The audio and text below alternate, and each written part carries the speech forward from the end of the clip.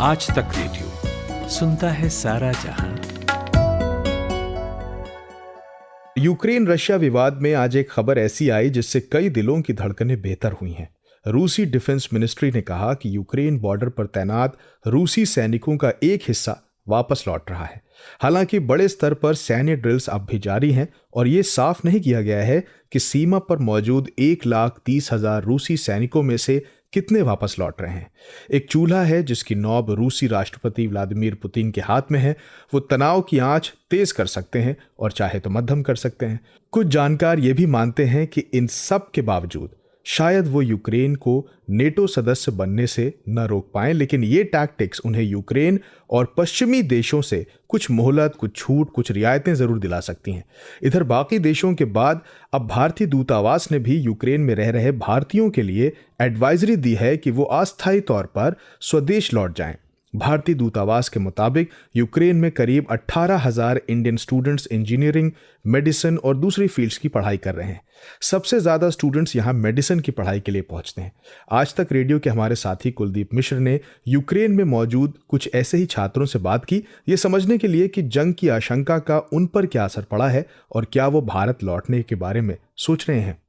हमारे साथ इस वक्त यूक्रेन में पढ़ाई कर रहे, एमबीबीएस की पढ़ाई कर रहे कुछ स्टूडेंट्स मौजूद हैं और उनसे बात करते हैं। आइए, पहले तो अपना नाम बताएं और ये बताएं कि यूक्रेन के किस शहर में आप लोग हैं और जिस बॉर्डर पर टेंशन्स हैं, जिस सरहद पर तनाव है, वहां से कितना दूर अभी आप लोग हैं। मेरा नाम है सूरज कुमार। मैं उजग्रोद नेशनल यूनिवर्सिटी, जो मतलब बेस्ट साइड में पड़ता है यूक्रेन के, कीव से 600 किलोमीटर दूर है। हम वहाँ पढ़ाई कर रहे हैं। हम 6 ईयर के छात्र हैं और मेडिकल की पढ़ाई करते हैं।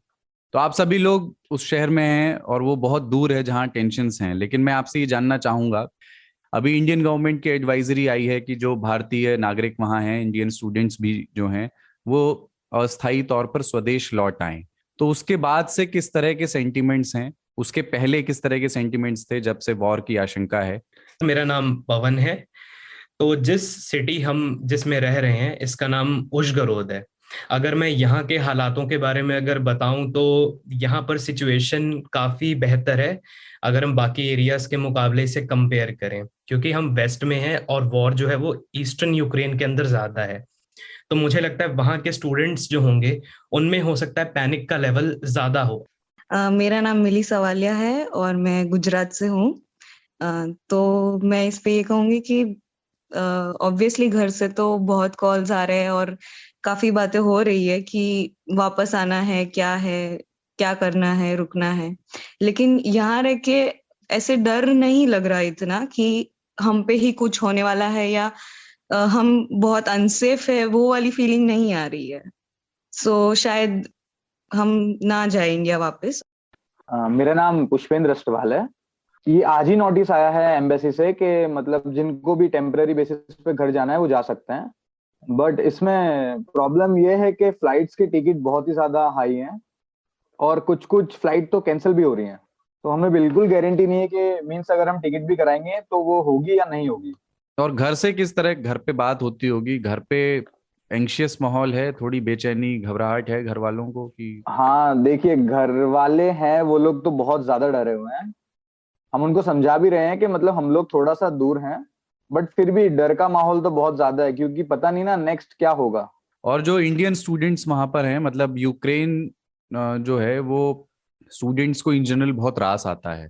बाहर से बहुत छात्र वहां पढ़ने जाते हैं, आपके साथ भी दूसरे देशों के स्टूडेंट्स आए होंगे जो पढ़ते होंगे। पर इंडियन स्टूडेंट्स भी बड़ी संख्या में जाते हैं, एमबीबीएस करने भी बहुत सारे स्टूडेंट्स जाते हैं। वो कारण क्या है, अगर आप वो शेयर कर सकें? इस बहाने आपसे बात करने का मौका मिला है। इंडियन स्टूडेंट्स को यूक्रेन क्यों पसंद आता है पढ़ाई करने के लिहाज से? पहली चीज है कि यूक्रेन पसंद आता है वो है इसका कॉस्ट। जो यहाँ पे मींस फीस स्ट्रक्चर है वो इंडिया के मुताबिक काफी कम है। मतलब यहाँ पे जो मेडिसिन की फीस है वो बहुत ही ज्यादा कम है इंडिया के मुताबिक, और यहाँ पे रहने का खर्चा भी काफी कम है। और जो डिग्री मिलती हाँ है जी, वो जो भी शायद डिग्री है। ग्लोबली रिकग्नाइज्ड है। आप? हाँ जी जी। वहाँ के जो पॉलिटिकल सिचुएशन है, आपकी एक जनरल ऑब्जर्वेशन उसके बारे में क्या है? जैसे यूक्रेनियन कम्युनिटी में, वहाँ के लोकल लोगों में रशिया को लेकर के या वहाँ के प्रेसिडेंट व्लादिमीर पुतिन को लेकर के लोकल्स में आप किस तरह के सेंटिमेंट्स आप देखते हैं? मैं देखता हूँ कि जैसे कि यहाँ पे दो टाइप के यूक्रेनियन है, एक प्रो रशियन है और एक है यूक्रेनियन। लेकिन जिस एरिया में मैं रहता हूँ ये एरिया पूरा यूक्रेनियन है। तो ज्यादातर मैं यही देखता हूँ कि ये लोग मतलब कि यूक्रेन को ही अपना कंट्री मानते हैं और प्रो रशियन सबसे ज्यादा वेस्ट साइड में है। तो वहाँ वाले सोचते होंगे, और जहां तक हमने सुना है कि वहाँ वाले ऐसे सोचते हैं कि हम रसिया एथनिसिटी जो वो अपने आप को फीलिंग करते हैं, वो एथनिसिटी जो यहाँ का एथनिसिटी है उसी से अपने आप को कैटेगराइज करते हैं। मुझे मालूम है कि बम आकर के आपके ऊपर नहीं गिरने वाला है, आप लोग बहुत दूर हैं, बट वॉर शुरू होगा तो कई तरीके से वो अफेक्ट तो कर सकता है। क्या ऐसा होता है कि सुबह उठते हैं और उठ करके सबसे पहले खबर देखते हैं?